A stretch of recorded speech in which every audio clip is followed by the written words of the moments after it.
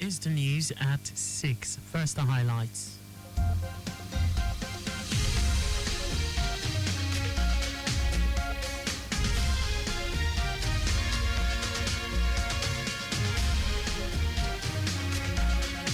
Governor Sanwo-Olu urges past leaders to share success stories to build viable, strong society. President Tinubu inaugurates Committee on National Population and Housing Census. On the foreign scene, Russia's Supreme Court suspends ban on Afghanistan's Taliban. And in sports, Flying Eagles coach unveils 24-man squad list ahead African Under-20 Cup of Nations in Egypt. And now the details. I am Akan Usen.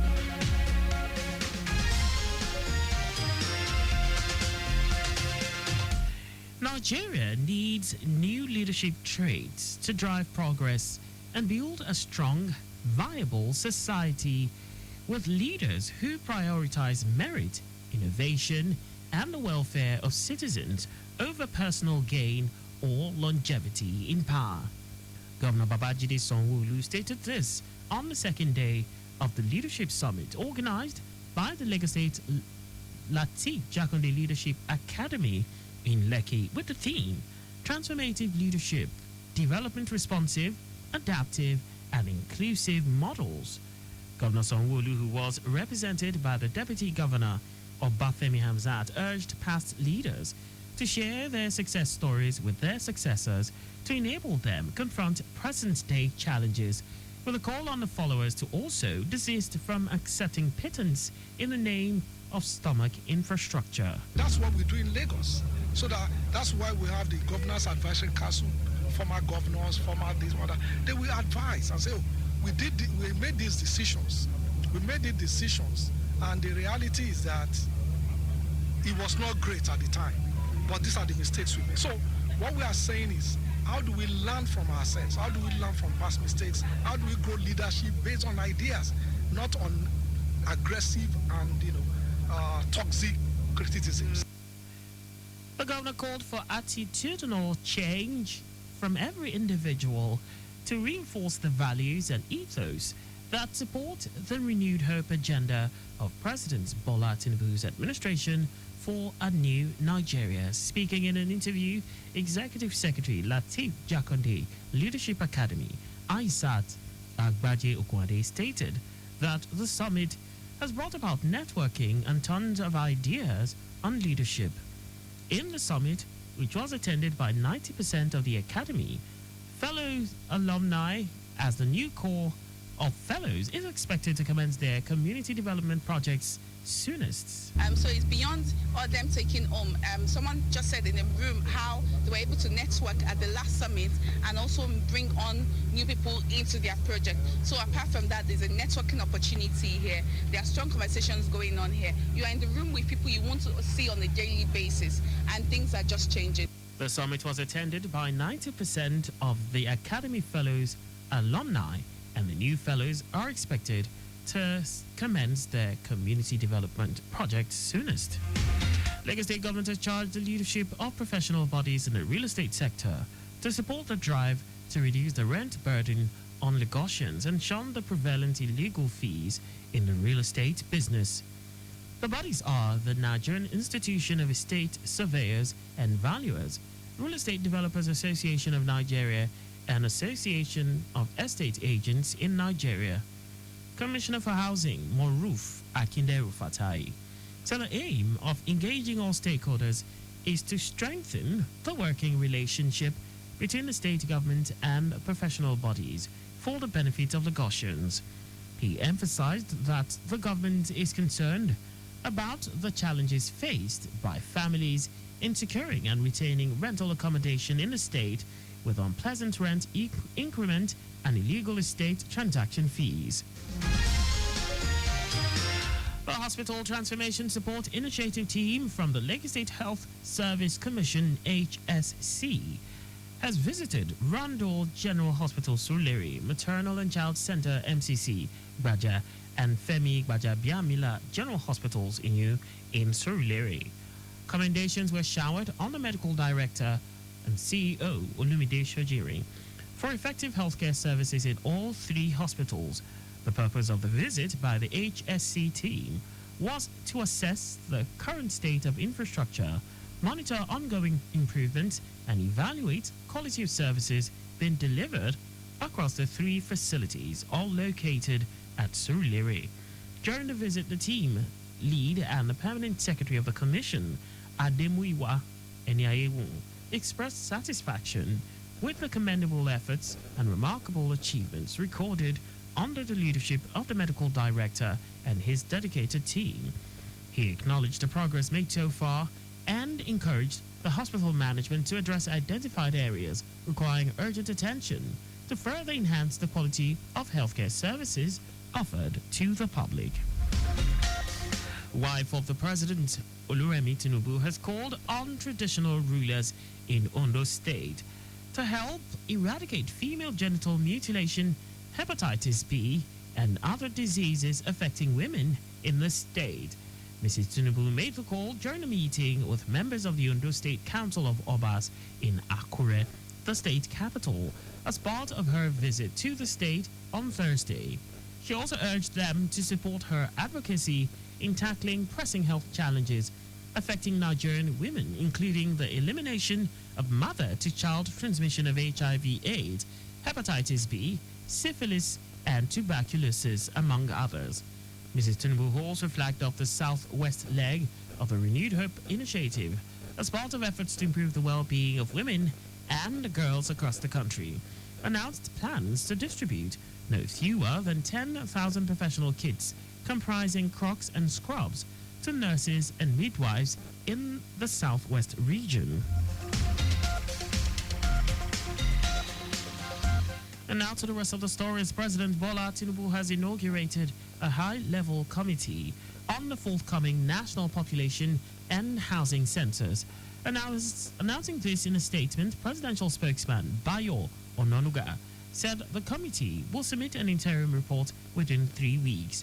The president said the census is crucial for national development, accurate planning, and effective decision-making in healthcare, education, security, and economic planning. He stated that Nigeria's last census was in 2006, nearly 2 decades, with a recorded population of over 140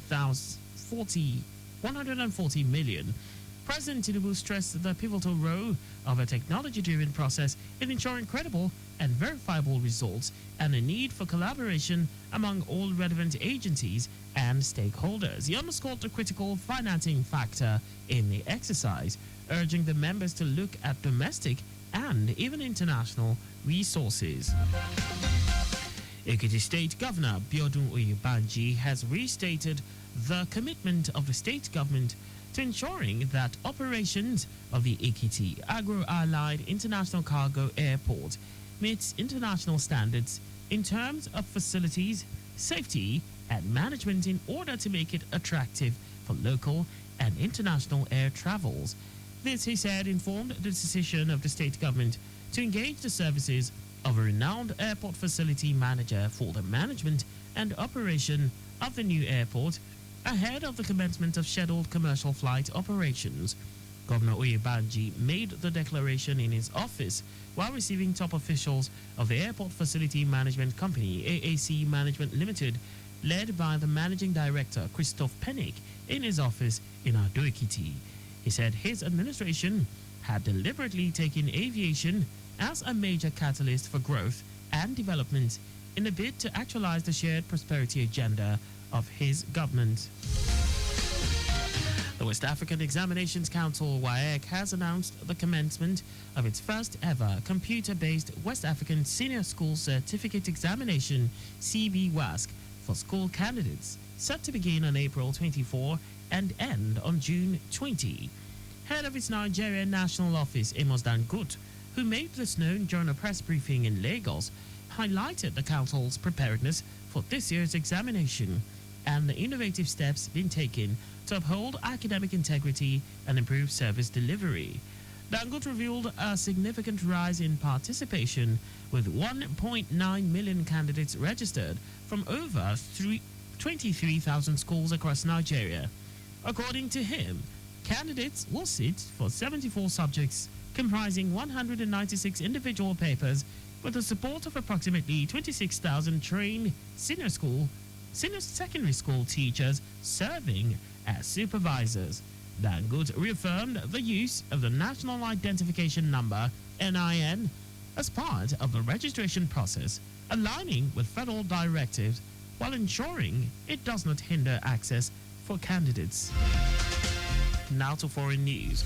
Russia's Supreme Court has suspended its ban on the Taliban, which it had designated for more than 20 years as a terrorist organization. The latest move is aimed at normalizing ties with the de facto rulers of Afghanistan. According to Russia's news agency, the ruling, prompted by a request from the Prosecutor General, is effective immediately. The move in favor of the group that seized power in Afghanistan in 2021 follows years of gradual rapprochement with Moscow. Despite a turbulent history dating back to the Afghan Civil War of the 1990s, more recently shared security interests, including the fight against ISIL's regional affiliate, ISKP, have drawn Russia and the Taliban closer.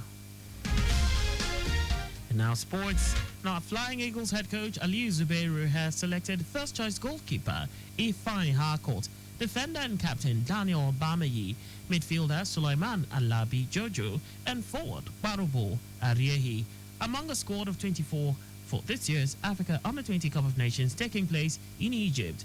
Defenders Adamu Maigari, Emmanuel Chukwu, midfielders Caleb Ocheduku, Simon Cletus, and forwards Clinton Jepta, Divine Ulisse, and Precious Benjamin are also in the list. The 7-time African champions and 2-time World Cup runners-up will depart the shores of Nigeria for Egypt on Sunday, where they are expected to play a couple of friendly matches before their opening match of the competition against Tunisia in Cairo on Thursday, 1st of May. 3 days after the clash with the Tunisians, the Flying Eagles will take the pitch against Morocco, also in Cairo, before rounding up their group phase experience against Kenya on Wednesday, the 7th of May.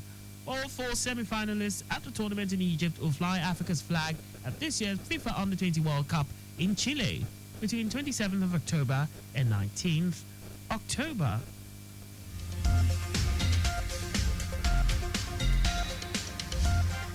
And that's all for the news at 6. Your vehicle is not a strong room. Please keep your valuables off the view of miscreants. You can follow us and like all our various social media platforms. On X at Traffic Radio 961. Instagram, Lagos Traffic Radio 961. Facebook, Lagos Traffic Radio 96.1 FM. On YouTube, subscribe and watch us live on our channel, Traffic Radio 961. You can also visit our website on www.trafficradio961.ng. Did you know that under the Sanwo-Olu administration, 51,514 graduates applied for the graduate internship program designed to expose interns to hands-on work experience? You can get more details on the Lagos State Government's website. To end the news, here are the highlights of the major stories. Lagos State Governor Babajide Sanwo-Olu has stated that Nigeria needs new leadership traits to drive progress and build a strong, viable society with leaders who prioritize merit, innovation, and the welfare of citizens over personal gain or longevity in power. President Bola Tinubu has inaugurated a high-level committee on the forthcoming national population and housing centers. We also told you that Russia's Supreme Court has suspended its ban on the Taliban, which it had designated for more than 20 years as a terrorist organization. And in sports, Flying Eagles head coach Ali Zubairu has selected first-choice goalkeeper Ifeanyi Harcourt, defender and captain Daniel Bamayi, midfielder Sulaiman Alabi Jojo, and forward Barubo Ariehi among a squad of 24 for this year's Africa Under-20 Cup of Nations taking place in Egypt. For contact with the newsroom, please send a message to info@trafficradio961.ng. And that ends the news broadcast compiled by Adirayo Idowalaya I am Akan Usen. Thanks for listening and please stay safe. Good evening.